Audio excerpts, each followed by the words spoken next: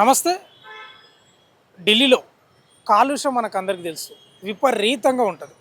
శ్వాసకోశ ఇబ్బందులే కాదు, ఎన్నో రకాల ఇబ్బందులు, అసలు జనాలు కూడా నివసించని పరిస్థితి ఏర్పడుతుంది అక్కడ. ప్రతి ఏడు అంతే మనకు తెలుసు ఆ విషయం. ఈ మధ్య కాలంలో సుప్రీంకోర్టు ఒక ఆదేశించింది. ఏంది? ఢిల్లీలో ఉన్నటువంటి ఆరావాలి పర్వతాలు ఏవైతే ఉన్నావో అవి 100 మీటర్ల కంటే తక్కువ ఉంటే అవి ఆరావాలి పర్వతాలు కావు, అసలు పర్వతాలుగానే గుర్తించవద్దు అని ఏదైతే సుప్రీంకోర్టు ఆదేశించిందో దాన్ని ఆసరాగా చేసుకొని బీజేపీ ప్రభుత్వం అక్కడ, అంటే ఆరావాలి పర్వతాలు కూడా దాదాపు 100 మీటర్ల పైగానే ఉంటాయి. కానీ సుప్రీంకోర్టు యొక్క ఆ యొక్క తీర్పును ఆసరాగా చేసుకొని మొత్తం పర్వతాలను మొత్తం తొలగిస్తున్న పరిస్థితి ఇప్పుడు నడుస్తుంది స్టిల్ నౌ. దీనివల్ల ఏమైతే తెలుసా, ఢిల్లీ ఇంకా కాలుష్య కోరకాల్లో చిక్కుకొని ఇంకా అతలాకుతలమై అసలు మనుషులు కనీసం చూద్దాం మనం బతకడానికి కూడా ఇబ్బంది కాదు కదా, మరి వాళ్ళు ప్రాణాలు అరచేతిలో పెట్టుకొని బతకాల్సిన పరిస్థితి వస్తుంది. అంటే కొందరు పర్యావరణ ప్రేమికులు ఏం చెప్తారంటే అసలు సుప్రీంకోర్టు ఇచ్చిన ఆ యొక్క తీర్పు ఏదైతే ఉందో దాన్ని పూర్తి వెనక్కి తీసుకోవాలంటున్నారు.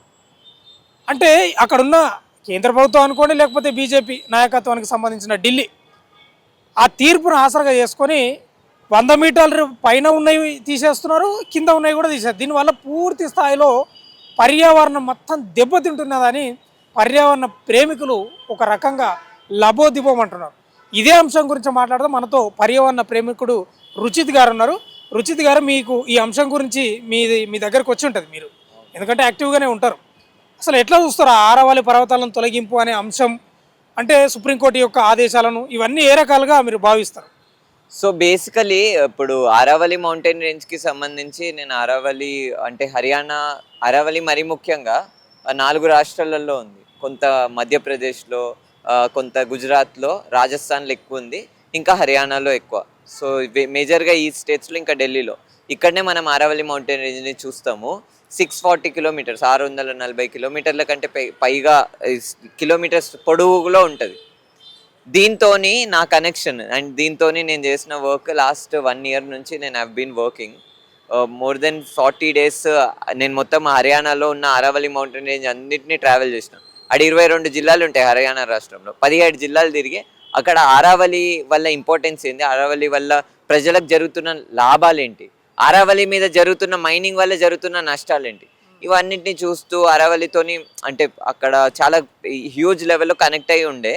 సో రీసెంట్గా వచ్చిన ఏదైతే సుప్రీంకోర్టు జడ్జిమెంట్ వచ్చిందో, ఇట్ ఈస్ అ వెరీ, అంటే ఆరావళినే కాదు, ఆరావళి మీద ఆధారపడి ఉన్న, ఆరావళి చుట్టుపక్కల ఉన్న జిల్లాల్లో ఉన్న ప్రజలందరి జీవితాల మీద ఇది ఒక తన్నినట్టే. ఎందుకు ఈ మాట ఎందుకు అంటున్నా అంటే, ఆరావళి మౌంటైన్ రేంజ్ అనేది ఎడారి, మనకు తెలుసు కదా, మీకు రాజస్థాన్లో ఎడారి ఉంది కదా, ఆ ఎడారి హర్యానా వరకు స్ప్రెడ్ కాకుండా ఆగింది అని అంటే దానికి కారణము Aravalli mountain range. Aravalli mountain range ఆ ఎత్తైన ప్రాంతం ఉండడం వల్ల ఏం జరుగుతుందంటే, ఇది ఏదైతే గాలులు ఉంటాయో అవి ముందుకు వెళ్లకుండా ఆగిపోయి అక్కడ వరకు ఎడారి స్థీమితం అయిపోయింది. కానీ గత కొన్ని సంవత్సరాల నుంచి మా దగ్గర ఎవిడెన్స్ ఉంది. 3000 చోట్లలో, ఈ 640 కిలోమీటర్లలో 3000 చోట్లలో ఇల్లీగల్గా గవర్నమెంట్ చూసినా కానీ చూడనట్టు మేము కేసెస్లో సబ్మిట్ చేసినాము. మీడియా ముఖంగా చాలా చోట్లలో చాలా సార్లు ప్రస్తావించినాము, ఇన్ని చోట్ల ఇల్లీగల్ మైనింగ్ జరుగుతుంది, ఆపండి అని. అయినా కానీ 3000 చోట్లలో కంటిన్యూస్గా ఇల్లీగల్గా మైనింగ్ జరుగుతుంది. అంటే కేవలం మైనింగ్ చేయడానికే ప్రభుత్వాలు, అక్కడ ఉన్న ప్రభుత్వాలు సుప్రీంకోర్టుకు పోయినాయి, అందులో భాగంగానే సుప్రీంకోర్టు ఆదేశించిందంటారా? ఎగ్జాక్ట్లీ. అక్కడ ఈ మైనింగ్ జరుగుతున్న తరుణంలో మేము పర్యావరణవేత్తలు అనేది పక్కన పెడితే ప్రజల సమస్యల గురించి, ప్రజల హక్కుల గురించి మాట్లాడుతున్నాం మేము ఈరోజు. ఇది నేను అదే అంటున్న విషయం ఏంటంటే, ఆరావళి మౌంటైన్ రేంజ్ ఎక్కడెక్కడైతుందో రాజస్థాన్లో మీరు చూడండి, మీ అందరికీ తెలిసిందే, రాజస్థాన్లో చాలా భాగాలలో నీటి కొరత అనేది ఉంటుంది. నీటి కొరత నుంచి ఆరావళి మౌంటైన్ రేంజ్ అనేది అక్కడున్న ప్రజలని కాపాడుతుంది. ఈ మాట ఎందుకు అంటున్నా అంటే, ఆక్విఫైర్స్ అని అంటారు. ఆక్విఫైర్స్ అంటే నీళ్లు భూమి లోపల స్టోర్ అయి ఉంటాయి. ప్రతి ఆరావళి మౌంటైన్ రేంజ్ ఎక్కడెక్కడైతే ఉంటుందో ప్రతి హెక్టర్కి 2 million metric litres of water ఉంటుంది. అంటే ఆరావళి మౌంటైన్ రేంజ్ ఎక్కడెక్కడైతే ఉంటే ప్రతి హెక్టర్కి 2 మిలియన్ మెట్రిక్ టన్నుల నీళ్ళని అది అందజేస్తుంది అక్కడ ఉన్న ప్రజలకి. ఇప్పుడు మనం కనుక ఆరావళినే మైనింగ్ చేయడానికి అలౌ చేసినాం అనుకో ఏం జరుగుతుంది? ఆల్రెడీ అక్కడ నీటి కొరత సమస్య ఉంది. ఆ నీటి కొరత సమస్య మీద ఇంకొక పెద్ద దబావు పడుతుంది, అంటే ఇంకా పెద్ద స్ట్రెస్ క్రియేట్ అవుతుంది. సో నేను ఇంకా ఇక్కడ ఈరోజు ఎందుకు మాట్లాడుతున్నామంటే 90% ఆరావళి మౌంటైన్ రేంజ్ ఏదైతుందో, ఆరావళి కొండలు ఏదైతుందో 90% ఆరావళి కొండలు 100 మీటర్ల కంటే తక్కువ హైట్లో ఉంటాయి. 90% 100 మీటర్ల కంటే తక్కువ హైట్లో ఉంటుంది. మీరు ఆ 90%ని అసలు ఆరావళియే కాదు అని సుప్రీంకోర్టు జడ్జిమెంట్ ఇచ్చిందంటే అసలు ఎంత పెద్ద తప్పు. అంటే ఇక్కడ సుప్రీంకోర్టుని ఏమైనా మ్యానిపులేట్ చేసిండ్రని మీరు ఏమైనా భావిస్తున్నారా? సుప్రీంకోర్టుని మ్యానిపులేట్ గా అవకాశం ఉంటుంది అసలు? సుప్రీంకోర్టుని మోసం చేసిర్రు. సుప్రీంకోర్టు చాలా బాధ్యత కలిగిన కోర్టు. మన దేశంలో హెచ్సియు టైంలో కూడా చాలా మంచి జడ్జిమెంట్ ఇచ్చినారు, సుమోటో కేసు తీసుకున్నారు. సో సుప్రీంకోర్టు మీద ఎటువంటి అది కాదు.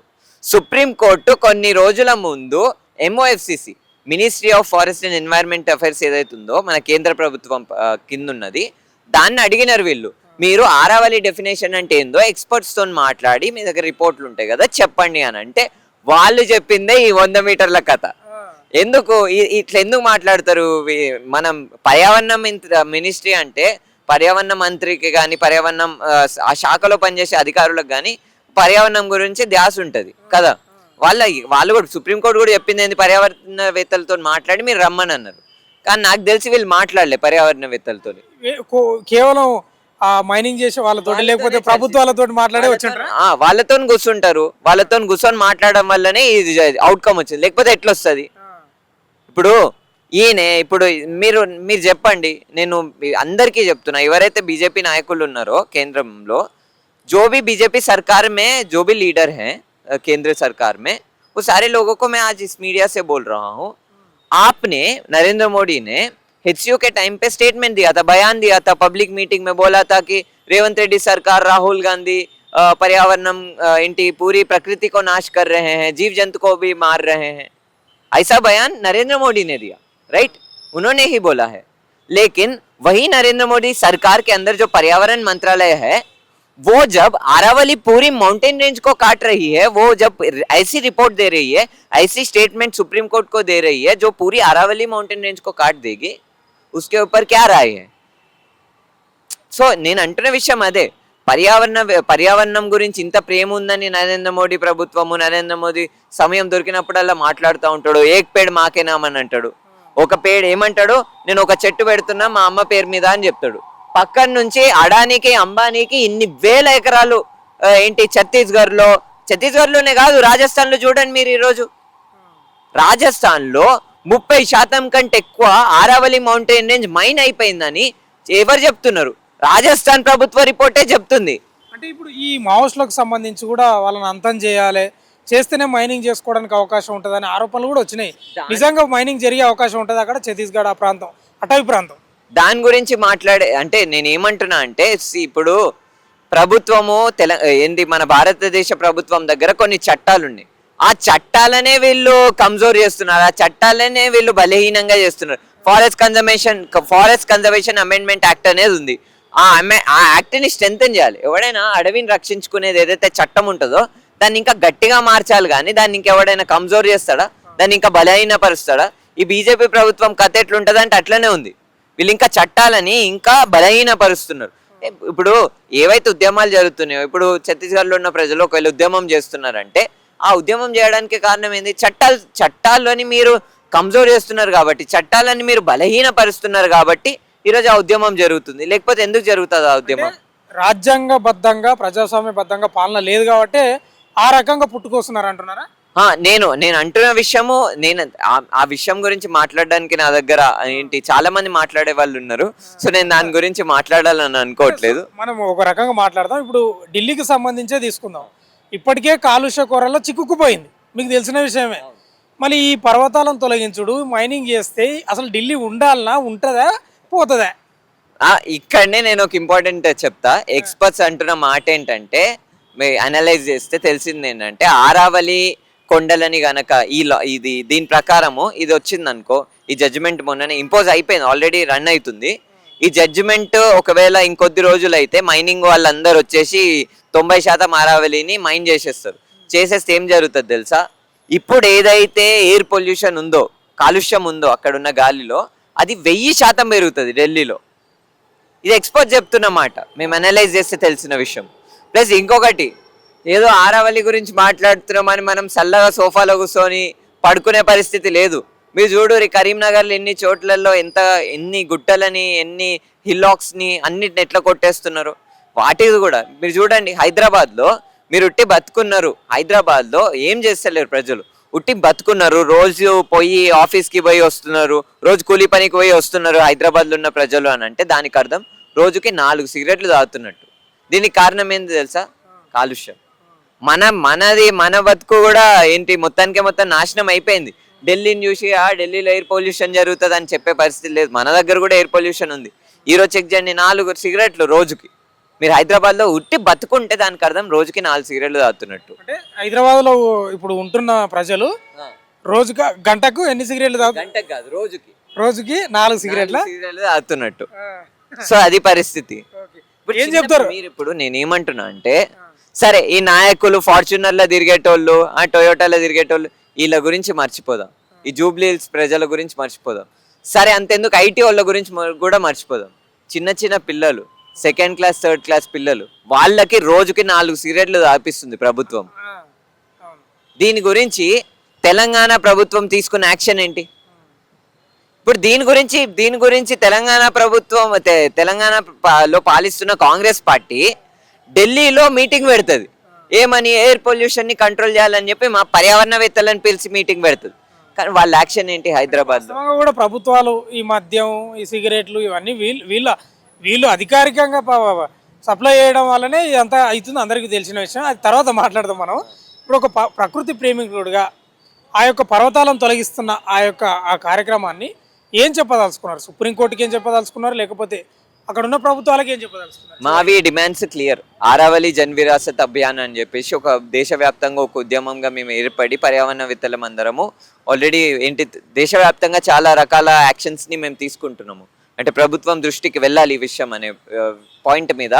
మా డిమాండ్స్ ఏంటంటే మరీ ముఖ్యంగా ఆరావళి కొండ ప్రాంతాలని మీరు ఇమీడియట్గా ఒక ఈకాలజికలీ క్రిటికల్ జోన్, అంటే ఈకాలజికలీ సెన్సిటివ్ అండ్ ఈకాలజికలీ క్రిటికల్ జోన్, అంటే పర్యావరణకి సంబంధించి చాలా అత్యంత ఇంపార్టెంట్ జోన్గా దాన్ని డిక్లేర్ చేయాలి.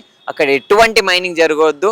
ప్లస్ అక్కడ ఉన్న ప్రజలందరితోని కన్సల్టేషన్ చేసి ఒక రివైవల్ ప్రాసెస్ని, అంటే మళ్ళీ పర్యావరణం పెరిగేటట్టు, ఫ్లరిష్ అయ్యేటట్టు ఒక ప్లాన్ని చేయాలనేది మా ఇంటెన్షన్. MOFCC ఖచ్చితంగా ఇది ఏదైతే సుప్రీంకోర్టుకి డైరెక్షన్ ఇచ్చిందో, అంటే సుప్రీంకోర్టుకి ఏదైతే సబ్మిట్ చేసిందో దాన్ని వెనక్కి తీసుకోవాలి. సుప్రీంకోర్టు కూడా ఖచ్చితంగా ఈ విషయాన్ని టేక్ బ్యాక్ తీసుకోవాలనేది మేము చెప్తున్న విషయం. ఇది ప్రధానంగా సుప్రీంకోర్టు కూడా పునరాలోచన చేయాలనేది ప్రధానంగా చెప్తారు. ఎందుకంటే సుప్రీంకోర్టు చెప్పిన ఆ తీర్పు వల్లనే అక్కడున్న ప్రభుత్వాలు ఈ ఆరావళి పర్వతాలపై ఉక్కుపాదం మోపుతున్నాయి. అంటే ఓ రకంగా మైనింగ్ చేసి పర్యావరణాన్ని పూర్తి స్థాయిలో దెబ్బతీసే ప్రయత్నం చేస్తున్నారు. ఇప్పటికే గాలి కాలుష్యంతో తలమునకలు అయిపోతున్నారు అక్కడ ప్రజలు. ఈ ఆరావళి పర్వతాలను కూడా దాదాపు కొన్ని 100 కిలోమీటర్లు విస్తరించిన ఆ పర్వతాలను వాళ్ళు మైనింగ్ చేస్తే మాత్రం ఇక ముందు అక్కడ పర్యావరణం పూర్తి స్థాయిలో దెబ్బతిని మానవులే కాదు జంతు జీవాలు కూడా బతకని పరిస్థితి ఏర్పడుతుందని పర్యావరణ ప్రేమికుడు రుచిత్ గారు చెప్తున్న పరిస్థితి కనిపిస్తుంది. వీడియో జర్నలిస్ట్ గణేష్తో భాను, సోమాజిగూడ ప్రెస్ క్లబ్.